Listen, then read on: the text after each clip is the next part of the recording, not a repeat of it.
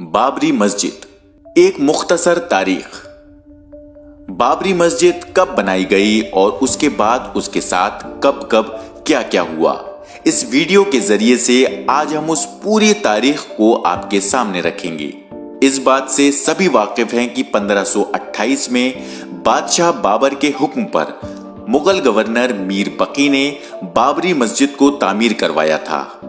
Medieval literature में बाबरी मस्जिद की तामीर के लिए किसी मंदिर के तोड़े जाने या उस जगह से राम के ताल्लुक होने का कहीं कोई जिक्र नहीं मिलता। 1534 से 1623 के बीच के किसी जमाने में तुलसीदास ने रामचरितमानस लिखी और उन्होंने राम को भगवान विष्णु के अवतार का दर्जा दिया। लेकिन तुलसीदास ने भी कभी बाबरी मस्जिद को राम जन्मभूमि नहीं लिखा। 1760 में राज चतुर्मान ने पहली बार अपनी किताब चहार गुलशन चार बाग में अयोध्या को श्री राम का मुमकिना जन्म स्थान बताया, लेकिन इससे भी बाबरी मस्जिद का कहीं कोई नाम नहीं मिलता। तो बाबरी मस्जिद के साथ राम जन्मभूमि को जोड़ने का काम सबसे पहले किसने किया? 1788 में एक ईसाई पादरी जोसेफ टाइफन हिलर ने बिना किसी सबूत के बाबरी मस्जिद के आसपास राम की पैदाइश की बात सामने लाई। फिर 1885 में महंत रघुबर दास ने राम चबूतरे पर एक मंदिर बनाने के लिए पहली पिटीशन दाखिल की, लेकिन 1886 में फैजाबाद जिला अदालत ने पिटीशन को खारिज कर दिया। उसके बाद 22 दिसंबर 1949 को हिंदुओं के एक ग्रुप ने रात के अंधेरे में चुपके से बाबरी मस्जिद के अंदर रामलल्ला की मूर्तियां रख दी। फिर वो वक्त भी आया जब मुसलमानों को मस्जिद में जाने से रोक दिया गया। 5 जनवरी 1950 को डिस्ट्रिक्ट मजिस्ट्रेट के नायर ने मस्जिद में ताला लगवा दिया और हिंदुओं को वहां पूजा की इजाजत दे दी, लेकिन मुसलमानों को अपनी ही मस्जिद के आसपास आने से भी रोक दिया गया। इसके बदले में के नायर को जनसंघ की तरफ से सांसद का उम्मीदवार बनाया गया। अब बाबरी मस्जिद मामले पर कानूनी लड़ाई पर भी एक नजर डालते हैं। 1950 में हाशिम अंसारी ने मस्जिद का गेट खोलने और नमाज की इजाजत देने की दरखास्त करते हुए फैजाबाद कोर्ट में एक अर्जी दाखिल की।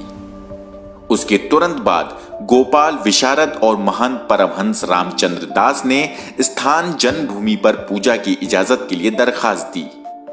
इसी बीच 1949 में निर्मोही अखाड़ा ने मंदिर के मैनेजमेंट से प्रिया दत्त राम को हटाकर अखाड़ा के हाथ में चार्ज देने की दरखास्त दी और 1961 में यूपी सुन्नी सेंट्रल वक्फ बोर्ड ने मस्जिद में इबादत के मुसलमानों के हक को बहाल करने के लिए एक अर्जी दायर की।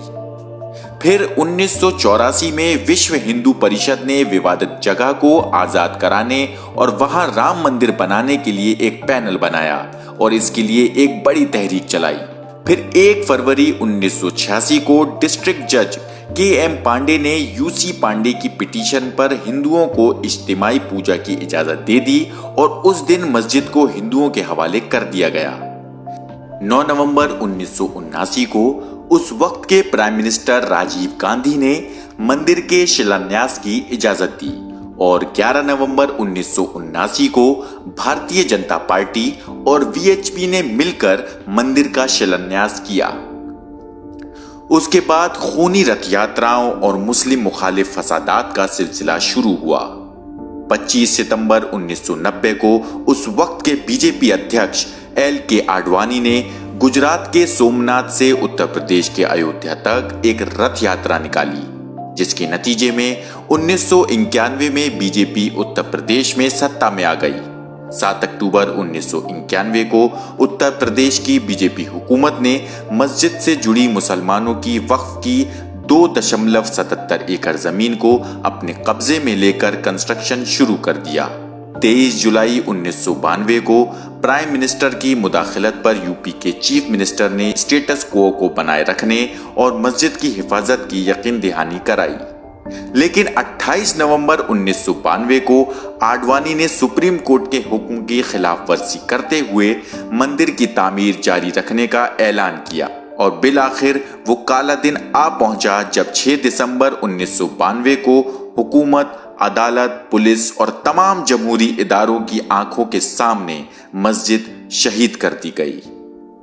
मुल्क भर से 3 लाख कार सेवक बिना किसी रोक टोक के अयोध्या पहुंच गए और देखते ही देखते मुसलमानों की तारीखी मस्जिद को तहस नहस कर दिया गया। बाबरी मस्जिद की शहादत के बाद मुल्क भर में फिरकावाराना फसादात भड़क उठे और सैकड़ों लोगों ने अपनी जानें गंवा दी। उसके बाद बाबरी मस्जिद की शहादत का सबब बनने वाली हालात की छानबीन के लिए हुकूमत की जानिब से 16 दिसंबर 1992 को लिब्राहन कमीशन की तश्कील की गई। फिर अप्रैल 2002 में बाबरी मस्जिद के मालिकाना हक को तय करने के लिए इलाहाबाद हाई कोर्ट में सुनवाई शुरू की जाती है। फिर ये देखने के लिए कि बाबरी मस्जिद की जगह पर कोई मंदिर था या नहीं, archaeological survey of India Allahabad high court की हिदायत पर 12 मार्च 2003 को अयोध्या में खुदाई शुरू करता है। इधर 30 जून 2009 को लिब्राहन कमीशन 17 सालों की छानबीन के बाद पीएम मनमोहन सिंह को अपनी रिपोर्ट सौंपती है और रिपोर्ट में 68 लोगों को बाबरी मस्जिद डेमोलिशन की साजिश रचने का मुजरिम करार देती है। 30 सितंबर 2010 को इलाहाबाद हाई कोर्ट की लखनऊ बेंच बाबरी की जमीन को 3 हिस्सों में तकसीम करते हुए तीनों पार्टीज रामलल्ला, सुन्नी वक्फ बोर्ड और निर्मोही अखाड़ा को एक एक हिस्सा देने का फैसला सुनाती है। 25 मई 2017 को सीबीआई की स्पेशल कोर्ट आडवाणी और उमा भारती को साजिश केस में हाजिर होने के लिए कहती है और 30 मई 2017 को उन्हें जमानत मिल जाती है। उसके बाद बाबरी मस्जिद की तारीख का वो दिन आता है जिस दिन इंसाफ के तमाम उसूलों को पामाल करते हुए सुप्रीम कोर्ट अपना आखिरी फैसला सुनाती है। 9 नवंबर 2019 को सुप्रीम कोर्ट बाबरी की जमीन को राम मंदिर की तामीर के लिए देने का फैसला सुनाती है। साथ ही अदालत बाबरी मस्जिद के बदले यूपी सुन्नी सेंट्रल वक्फ बोर्ड को मस्जिद बनाने के लिए दूसरी जगह पर 5 एकड़ जमीन देने का हुक्म देती है। 30 सितंबर 2020 को लखनऊ की स्पेशल कोर्ट बाबरी मस्जिद डेमोलिशन केस में लंबे इंतजार के बाद अपना फैसला सुनाती है और BJP leader LK Advani, Murli Manohar Joshi, Uma Bharti और कल्याण सिंह समेत तमाम 32 मुजरिमों को बरी कर दिया जाता है। इस तरह भारत जैसे जमहूरी मुल्क में मुसलमानों की सदियों पुरानी इबादतगाह बाबरी मस्जिद के साथ एक के बाद एक नाइंसाफियां की जाती रहीं और जमहूरियत को शर्मसार किया जाता रहा और तमाम जमहूरी इदारे या तो नाइंसाफी के साथ खड़े हो गए या खामोश तमाशाई बने रहे।